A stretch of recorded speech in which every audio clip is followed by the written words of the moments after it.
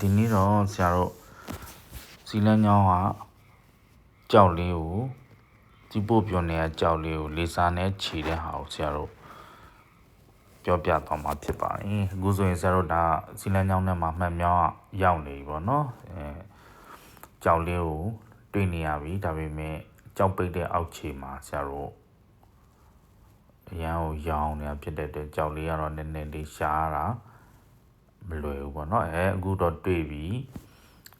အခုဆရာတို့ဒီပြပြတန်လေးကဒေစာတန်လေးပေါ့အခုဝါဝါလေးကကြောက်ပေါ့နော်အဲ့ဒါလေးကိုအခုဆရာတို့ဒေစာနဲ့စပစ်တာပေါ့နော်အဲ့တော့ဒီပြုံထဲမှာစီးဖို့ပြုံထဲမှာရှိတဲ့ကြောက်ကိုလေစာပစ်ရင်သတိထားမယ့်အချက်တစ်ချက်ကဆရာတို့အပေါ်တက်သွားနိုင်တယ်နော်အထူးသဖြင့်အပေါ်ရောက်တဲ့ကြောက်တွေမှာသတိထားရတာပေါ့နော်အချိန်မီကြောက်ကတဲ့ကိုဆင်းသွားနိုင်တယ်အဲ့ဒါဆိုရင်လိုက်ချေရတာနည်းနည်းလေးခက်တာပေါ့နော်ကိရိယာတွေလိုတာပေါ့တာမန်အပြင်တော့ဆရာတို့ကအခုဒီမှာပေါ်ပြထားတဲ့အတိုင်းပဲခြေတယ်စိတ်ရှိရှိလေးနဲ့တဘာဝစီပိုးပြောင်းလမ်းကြောင်းတွေကနေပြီးတော့ဆင်းသွားနိုင်တဲ့အရွယ်အစားထိရောက်အောင်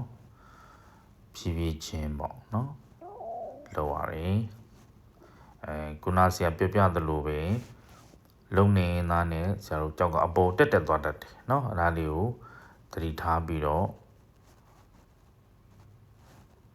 ခြေလိုက်ခဏဆောင်လိုက်ကြောက်မတက်တော့ဂယူပြူလိုက်ခြေလိုက်ခဏဆောင်လိုက်နဲ့ဒီလိုမျိုးလေးသွားရတာပေါ့เนาะဒီမှာဆိုရင်ဆရာတို့ကကြောက်ကိုခြေနေသားနဲ့ကြောက်ကအပေါ်တက်သွားတော့ဆရာတို့လိုက်ခြေရတာသူတက်တဲ့လမ်းမှာလည်းနည်းနည်းအကွေ့အကောက်လေးရှိတော့ဆရာတို့ဝင်ရထွက်ရတာမလွယ်ဘူးပေါ့နော်ဒီနေ့တော့ဆရာခြေကြောက်ချင်တဲ့ဟာလေးမှာဆရာတွေ့ရှိရတဲ့ဟလာနီနာနေတရားလေးနဲ့ဖြစ်နိုင်ခြေရှိတာလေးကိုဆရာရှင်းပြခြင်းဖြစ်ပါတယ်ဝင်ရောက်ကြည့်ရှုနားထောင်ပေးတဲ့လူတွေအားလုံးကျေးဇူးတင်ပါတယ်